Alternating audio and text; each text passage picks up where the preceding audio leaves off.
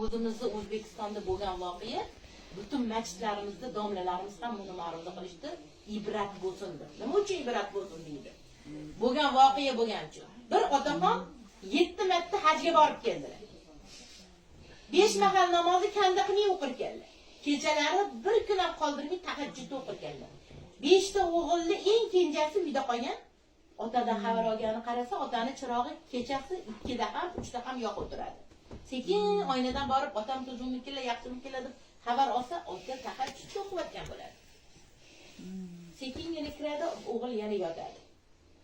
Lekin ota kunlardan biri vafot etadilar-yu, butun tumonatni yig'iladi-yu, qabrda go'r qazilmaydi.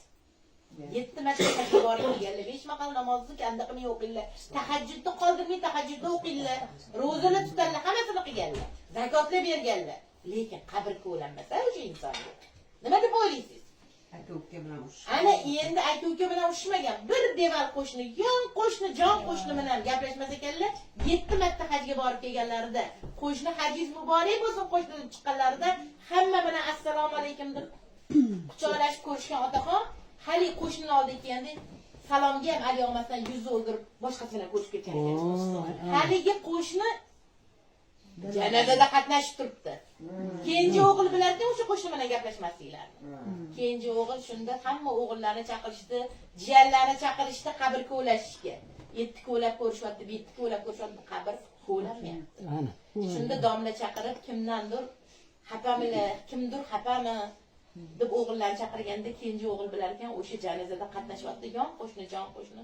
Shunda oyoqlariga yiqilib kenji o'g'il, "Jon, amakijon, otamni kechiring. Qabr ko'lanmayapti. Siz kechirmasangiz qabr ko'lanmaydi. Otamni kechiring, jon amakijon" deganda, "Ey bolajonim, o'rningdan tur, otangni men allaqachon kechirganman.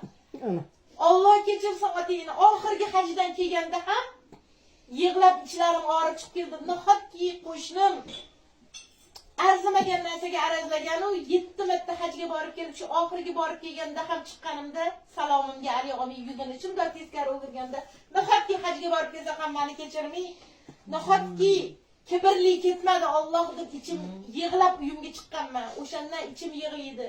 Lekin Allohga duo qilaman. Men otangni allaqachon kechirganman. Lekin otang meni salomlarimga ali olmagan. Bu kibr kimga? Degan-ku, to'g'rimi? Biza bandamiz u.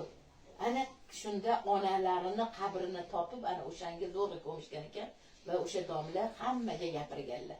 Ibrat bo'lsin azizlarim.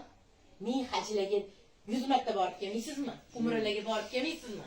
5 mahal namozni qoldirmay vaqtida o'qimaysizmi? Ro'zalarni vaqtida tutmaysizmi? Zakotlarni berib yetimni boshini silamaysizmi? Lekin bir insonni kechirmaydigan bo'lsangiz, hammasi bir ten ekan.